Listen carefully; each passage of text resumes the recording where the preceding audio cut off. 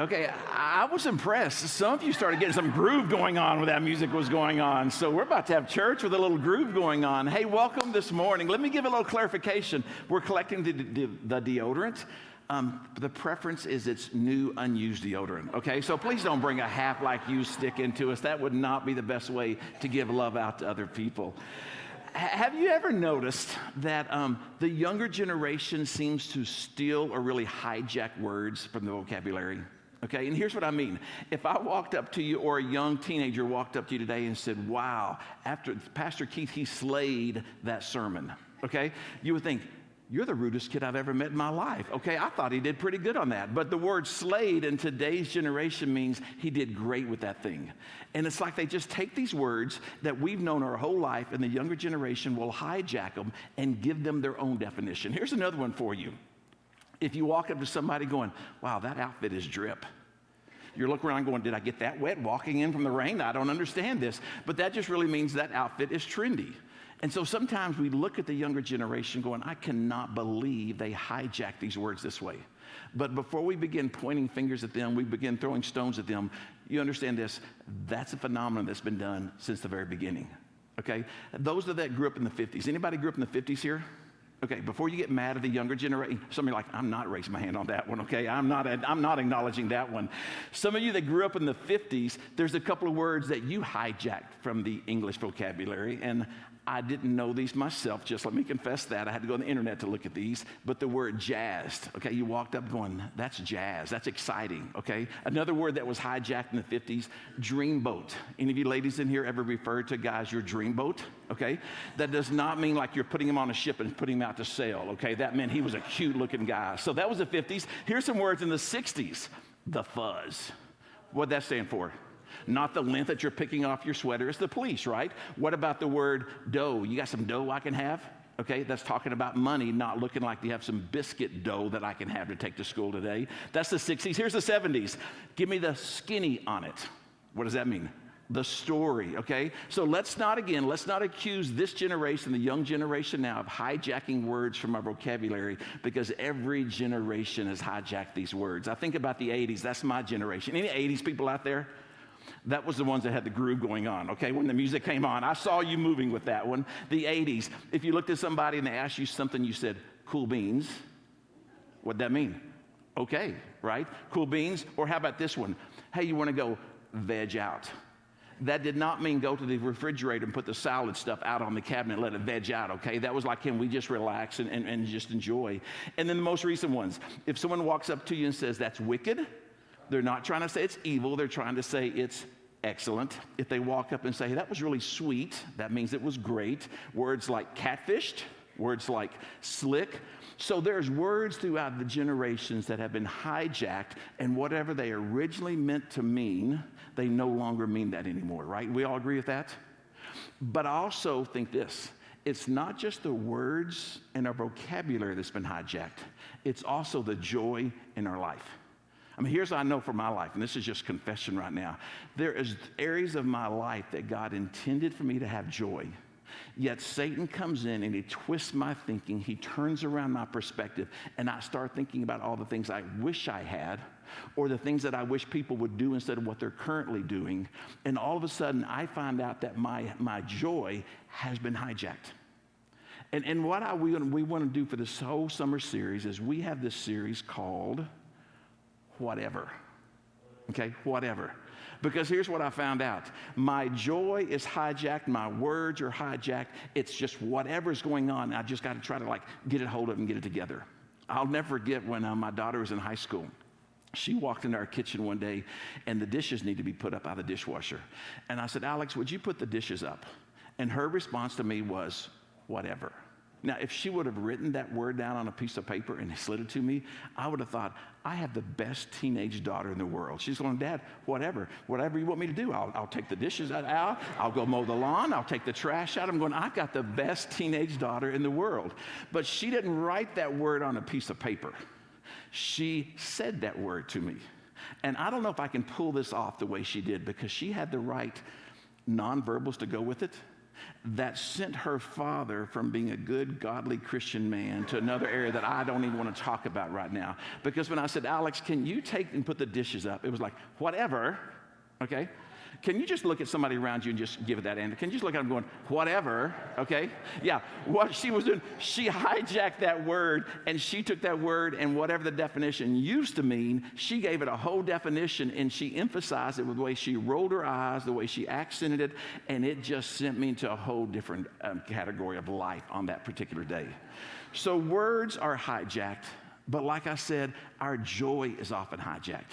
On that day, I could look at my daughter going, you just hijacked my joy. Because 5 minutes ago, I liked you, and I no longer like you anymore, okay? There was that hijacking going on there. But really, what I want us to talk about are not words in this series, but I want us to talk about our joy. Because Satan really does step in. Satan comes in and twists and turns our thinking. And all of a sudden, what God intended us to have joy in our relationships, God intended us to have joy in our work, or for some of us, our retirement. God intended us for it to have joy in our finances. We could just go down the list of all these different areas. Satan has stepped in and just hijacked our joy because he twists and turns and changes our perspective, not God's perspective, but an earthly perspective. And so this summer, here's what we're going to do. We're going to take back joy. It's been hijacked by Satan, but we're going to take back our joy. And all summer long, the way we're going to do this, every week we come here on a Sunday morning, we're going to be looking at the book of Philippians. Now, you may not know much about Philippians, so let me just kind of give you a summary of Philippians. Philippians was written by the Apostle Paul. That was one of the biggest writers, biggest missionaries in the New Testament. And he wrote this, we call it a book, but it was really a letter. And it's a letter that he wrote to the church in Philippi. And here's why he wrote this letter. Because Paul recognized that the church of Philippi, the people who attended that church, were just like the people of South Sub Church. They had all these areas of their life that God intended for them to have joy, yet they had allowed Satan to step in and hijack that joy. And so as Paul sits down and he begins writing this letter to the church of Philippi, and he's going, I'm going to help you get your joy back. I'm going to help you take back what you allowed Satan to steal from you. And he writes this letter, and throughout his letter, it's not just a big broad letter about joy. He has these specific areas that he writes about, such as their finances, such as their relationships, such as and their future and what they're thinking about their future, all these different areas. And every single week, we're going to look at a different area and determine and figure out and declare that we're going to take our joy back in that area. And Paul's going to give us some great instructions of that. And so we're going to work through the whole book, the book of Philippians, this letter from Paul. And you may be here today, you're going, hang on a second, okay? I haven't read the Bible too much, so I'm not sure about this Paul guy, and I'm still just trying to figure out with the Bible and everything. Why does Paul have the reputation? Why does he have the credibility? Where does he come in getting to tell us about joy? And here's why. Because Paul went through all kinds of circumstances in his life. If you read about it in the Bible, he was shipwrecked, he was beaten, he was accused. He had all these horrible circumstances in his life, yet in those circumstances, he still found joy. In fact, as we study the book of Philippians, here's what we need to know. He wrote this book or this letter while he was sitting in jail for a crime that he did not even commit.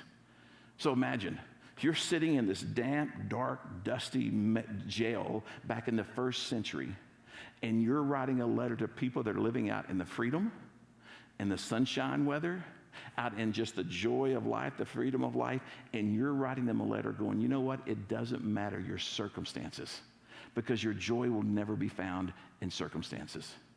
In fact, for just a second as we begin this series, we probably ought to determine and define what we mean by joy. Joy is much more than a smile on your face. Here's how I define joy. Joy is finding peace and contentment in life regardless of circumstances. Let me say that again. Joy is finding peace and contentment in life regardless of your circumstances. And like I mentioned earlier, God wants us to find joy in all of our lives and in all areas of our lives. In fact, let me just for a second here, let me just do a joy pop quiz for you. I'm going to call out these different areas of life. And I want you to think to yourself, do you have joy in that area? Okay? You don't have to raise your hand because he or she may be sitting next to you, okay? I'm not going to have you confess that, okay? But I just want you to think, do you find joy in these areas of your life? So here's kind of the pop quiz, the joy pop quiz. Do you find joy in relationships in your life? Now, I'm not talking just about those 2 or 3 chosen relationships, the one that, oh, yeah, this person. I'm talking about all relationships in your life. Do you find joy in those? Do you find joy in your work? Or for some, it might be your retirement, because that is kind of your new version of work, right? Do you find joy in your current situation, work, or retirement? Do you find joy as you think through your accomplishments in life and what you've been able to do with your life? Do you find joy in that? Do you find joy as you think about your future? As you look at your 401k and you're like, do I find joy in that? Do you find joy in just future plans that you have in life? And the biggest one, do you find joy in your current finances? If you answered no to any of those, here's what I'd like to do. Invite you to our summer series here called Whatever, all summer long. Because like I said, every week we'll be taking a different area using Paul's letter to the Philippians, and we'll be looking how to find joy in that. So that's kind of the summer series that we're heading into. But here's what I want to do today. We're not going to jump fully into the first page, the first sentence of the first letter. I want us to cheat a little bit and jump to the very end of the letter. Because we're going to do a lot of spoiler right here, and here's what I want us to do. At the very end of the letter, Paul kind of summarizes how to find joy. And so if you're here today, you kind of get a cheat sheet on how to find joy as we studied all throughout the summer. So if you have your Bibles, or we'll have it up on the screen, I want to take you to Philippians chapter 4, verse 8 and 9. And here's what Paul wrote at the end of his letter as he was writing to the church of Philippi. He said, "Finally, brothers and sisters, whatever is true, whatever is noble, whatever is right, whatever is pure, whatever is lovely, whatever is admirable, if anything is excellent or praiseworthy, think about such things. Whatever you have learned or received or heard from me or seen in me," he said this, "put it into practice, and the God of peace will be with you." And so the summary of what we're going to learn in all these different areas, Paul really gives 2 simple instructions. If we're going to define joy in these areas, there's 2 simple things we have to do. And here's the first one. If you have your note page and you're taking notes, you can write this down. We need to change our thinking. We need to change our thinking. He said this, get your mind off your current circumstances. That's why he said, think on these things, whatever is noble, whatever is lovely, whatever is pure. He needs you to, what he's saying is like, your mind is on what you don't have. Your mind is on the way you wish it should be. Your mind is on how somebody's doing something, and that's what's got you so messed up. He said, if you really want to find joy, you've got to change your thinking. You have to get your mind off your current circumstances. I think about the Apostle Paul as he's sitting in that jail, and if he was going to write to somebody and his mind was on the rats crawling around him in this dark, dank, musty jail, or if he was thinking about the food that he's not eating because he's not in freedom, if he's thinking about how he wished he was free but he's not, if he's thinking about these false accusations about him and all of his circumstances, there's no way that he could be focused on joy if that's what his perspective was on. And so he writes to the Philippians. And he's writing to us today at South Sub going, if we're truly going to experience joy in life, we've got to change our thinking. We have to filter everything that comes our way, not through our own perspective, but we have to filter it through God's perspective. I love the way the Message writes this verse. Let me read it for you.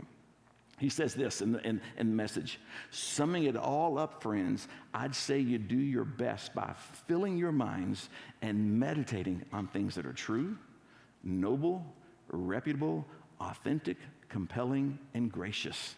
The best, not the worst." Can we pause there for a second? How many of you are guilty are focusing more on the worst things in life rather than the best things in life?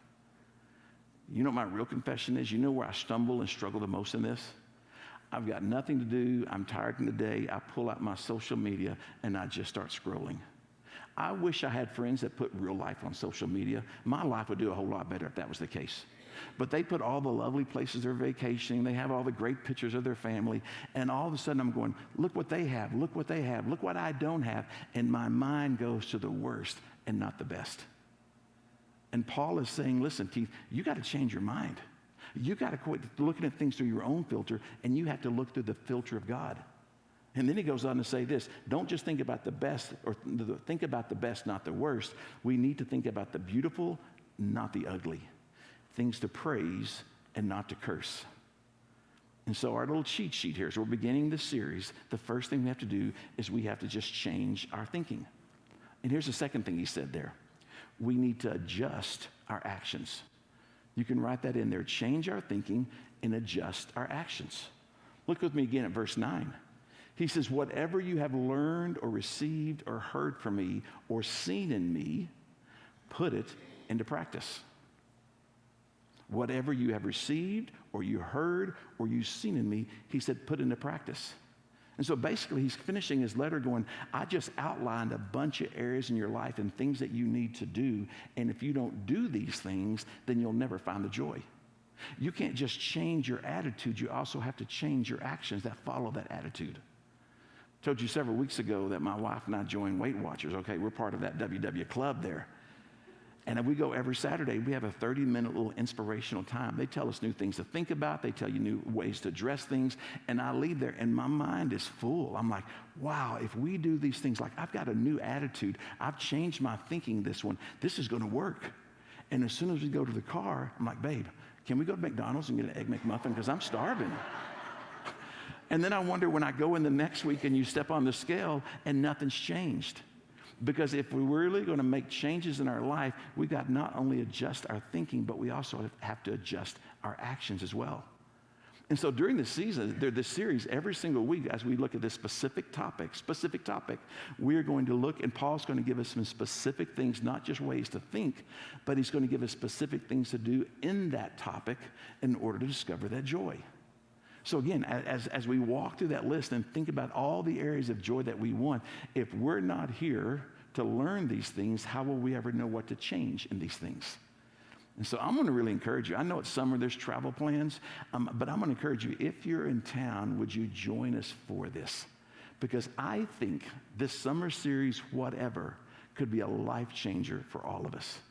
In those weeks that you're traveling, I'm going to encourage you to go ahead and go online. If you don't watch us live, you can watch the sermon later during the week. But I really think studying the book of Philippians, that you and I can finish this summer going, we've got joy. Not just a smile on our face making people think we have joy, but that deep inner contentment, that deep inner just peace that God desires for us to have in all these areas of our life. I think God's just going, I got joy waiting for you. You know, it's funny, I woke up this morning and I was actually thinking all week, this is like the first Sunday of summer, right? And it's official summer because all the kids are out of school. And I had my joyful like, hey, welcome to summer, welcome to South Sub. And it was going to be full of joy. And we woke up this morning and it's just rain, rain, rain, rain. And I'm driving here in the rain thinking, I don't know if I have joy about the weather. I don't know if I have joy about the summer because it doesn't feel like summer. And I realized I was letting my circumstances dictate the joy that I felt about summer. And so I get out of my Jeep, I have my umbrella, and I'm walking the parking lot going, no, we're going to declare joy for our weather. We're going to declare joy for this summer. And I walk in, the first person I saw said, well, Mr. Texan, did you bring this rainy weather with you from Texas? And I thought to myself, I am not going to let you steal my joy. I said, no, that man from Oklahoma over there, he brought this rainy weather to us, okay? But we're not going to let our circumstances. So let me do this. Let me go over this every single week because like I said, every week we'll be having a different topic. Here's the topics for the summer. Next week we'll talk about relationships. Do you have joy in your relationships? Then we'll talk about joy in your circumstances, so kind of a broader picture there. The next week we'll talk about joy in your attitude. Anybody need joy in your attitude? Remember, you're raising your hand for yourself, not the person next to you. The fourth week, we'll be talking about joy in your work or your retirement. Then we'll be talking about joy in your accomplishments. Sometimes we look back, and I don't know about you, but I can just get really frustrated with my life today because I think I should be in a different place than I am today, thinking about what I want to do in the past. And I can get so focused on what I haven't done or what I wish I would have done that I lose the joy today. We'll talk about it that week. We'll talk about joy in our future. We'll talk about joy in our thoughts. And the last week, and this is one that probably every one of us need to come to, joy in our finances. You know what blows my mind about that? I'm thinking 2,000 years ago, did they really worry about finances like we do today? So that tells me our joy in our finances is not about the dollar bill. It's about our attitude about what we do or don't have as far as when it comes to possessions and money and the things around us. And we're going to find joy in that. Now, here's what Paul says as we looked at that verse. He sums it up. He's going, okay, if you change your thinking, if you alter your actions, he says, I promise you, you will have joy. Look at me again with verse 9. It says, and the God of peace will be with you. If the God, the creator of the universe, promises to be with us, if we adjust our thinking, if we change our actions, I guarantee you that God of peace will bring us joy. Because we're walking around every day going, I got God with me. God's not leaving me. God's changing the way I think about things. God's changing me the way I go about doing things in there. And that will bring us joy. So that's what the summer series is all about. We're going to look at changing our actions, and then also we're going to look at altering our thinking in there. Now, I've got 2 pieces of homework for you, okay? This is kind of introduction. You walk away today going, okay, I came to church for a little bit deep stuff, okay? Come next week, we'll get deeper. I just want to introduce it to you this week. But here's what I want to give you an assignment today. And this assignment is not just like until you go home today and forget about it until next week. This is an assignment that we're all going to commit to from now until the end of the summer. All right, so here's your 2 assignments. The first one is this. You were given a button, a little pin when you walked in, a smiley face pin, okay? Here's my challenge to you. Wear that smiley face pin from now to the end of summer. And not just when you come to church, wear it tomorrow. Because here's what's going to happen. You're going to wear it to work tomorrow, and somebody's going to say, why are you wearing that silly smiley face pin? And guess what you're going to be required to do? Well, my dumb pastor at church is making me wear this, and we're doing this series over joy. It's going to remind you to change your actions. Now, here's what we realized. We got the pins in Friday. We opened up today.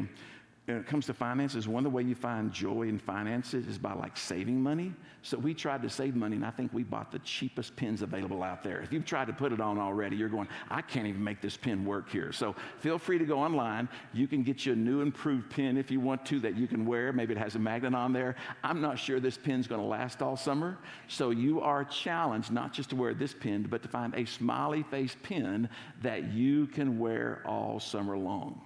And you have my permission to judge. If you run into one of South Sub people in the community throughout the week and they don't have their pin on, you can look at them going, you're bad, okay? And then you can look at them going, and I'm going to tell Pastor Keith on you, so you need to get that pin on there. So wear that pin. And this is not just for our little kids, okay? These aren't pins that we bought to send downstairs. Here's the reality. Debbie's kids downstairs that she's teaching right now probably have more joy than we do. Wouldn't you think that's true? And why? Because they don't look at all the circumstances of life because they're trusting mom and dad to take care of those circumstances. Here's our problem as adults. We grow up. And we stop trusting not our earthly mother and father, but we stop trusting our heavenly Father to take care of the things around us. And so these pins aren't for the little kids in Vacation Bible School. They are for us grown-up people that have lost our way. And we've allowed Satan to come in and hijack our circumstances and hijack our thinking and hijack the way we address and our perspective, and we've lost our joy. So this pin is to remind me and you we are taking our joy back from Satan. It was never his, and we're not going to allow him to keep it. So that's your first homework. And you can walk up to somebody in the grocery store going, hey, I see you have your pen, and leads us to the second challenge. And here's the second challenge. The second challenge is to memorize Philippians chapter 4, verse 8 and 9, the one that we just did here. Now you're going, oh my goodness, I have not memorized a verse since I was in Awanas back 25 years ago. Well, good. It will be practice for all of us. Because one of the ways that we change our thinking is we hide God's word in our heart. And so even before it gets into my heart, if it's in my head, it's starting to stick a little bit more. And so we're going to memorize. And for this series, I'm using the NIV version. Sometimes I'll use different versions when I teach, but I'm using the NIV version. And I am committing to memorizing this particular passage. In fact, here's what I'd like to do. Because I know some of you memorizing a passage is like way a long time ago, I think it ought to be good if we practice together right now. So it's going to be on the screen up there, and will you just say it with me? You don't have it memorized yet. You're just saying it with me. Are you ready? It says, finally, brothers and sisters, whatever is true, whatever is noble, whatever is right, whatever is pure, whatever is lovely, whatever is admirable, if anything is excellent or praiseworthy, think about such things. And whatever you have learned or received or heard from me or seen in me, put into practice, and the God of peace will be with you. Okay, remember I was telling you about that whatever with my daughter, and she stole the definitions like whatever, right? Okay, and she missed the whole idea of what the word whatever really meant. I'm gonna try to say this with grace. You repeating that sounded as bad as my daughter's stolen definition of whatever, okay? Because that's supposed to be a verse of joy, okay? I felt like I was marching you all to the dungeon, to the prison with Paul. Whatever is lovely, whatever is noble. So we're gonna try that one more time, okay? Now, the hard part is when you repeat and recite like this, like the speed of it gets us, so we may sound like we're speaking in tongues here in a second because we're gonna say this with joy. So I want you to think, okay, this is God's challenge and God's gift to me, this verse. This is the key for us finding joy in all those areas of our life. And so we're going to say it one more time together, and you're going to say it with expression. You're going to say it like you mean it. You're going to say it like we're going to have it memorized at the very end of this. You're going to say it like, this pastor's not near as dumb as I think he is. He's really putting me into this thing, and I didn't realize it. So here we go. Are you ready? Finally, brothers and sisters, whatever is true, whatever is noble, whatever is right, whatever is pure, whatever is lovely, whatever is admirable, if anything is excellent or praiseworthy, think about such things. And whatever you've learned or received or heard from me or seen in me, put it into practice, and the God of peace will be with you. Say that last part with me. And the God of peace will be with me. Say it one more time. And the God of peace will be with you. Now turn to somebody next to you and say, and the God of peace will be with you. You know what? I'm going to ask the band to come up here. And we're going to close a little bit different today in this sermon. This is going to be kind of a living illustration to make this good. And to make this deep, because I don't want joy just to be the smile on our faces. I want the joy to be the thing that's coming out of our heart. There is a song that we found that is actually going to be our theme song for this whole entire sermon series. And the great news about it, with this song, we're also learning because it is Philippians chapter 4, verse 8 and 9. But I ran across this song several months ago, and just in my own time with God, and I would listen to it, and it just began to minister to me. And it just began to take God's word and just put it deep inside of me. And so here's what I want you to do. They're going to sing just the first verse in the chorus right now, and I want you to receive this song. They're going to sing it over you. And what I mean by that is, as they sing it, would you just close your eyes and just allow these words of God, the words of the song, to just start beginning sinking inside of you. After they sing it one time, I'm going to come back up and we're going to share communion together, and then we're going to sing the song together at the end as we're taking communion. But would you just close your eyes right now and just allow the band just to sing this song over you? Whatever things are true, whatever things are honest, whatever things are just, I will dwell on these. Whatever things are pure, whatever things are lovely, whatever things are good, I will dwell on these. You remind me of your goodness. You are the God of peace. For with little or with plenty, you supply my every need. And I fix my eyes and I set my gaze on the good you've given me. Whatever things are good, I will dwell on these.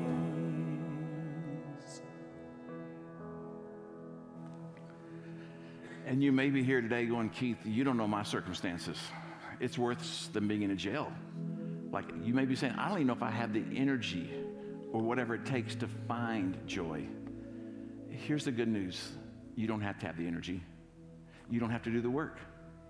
And that's what Jesus did for us on the cross, isn't it? He came and said, let me take your burden. Let me take everything about you. Let me do the work, is what he did on the cross. And so I'm going to ask our elders to come, and we're going to conclude our service by taking communion together.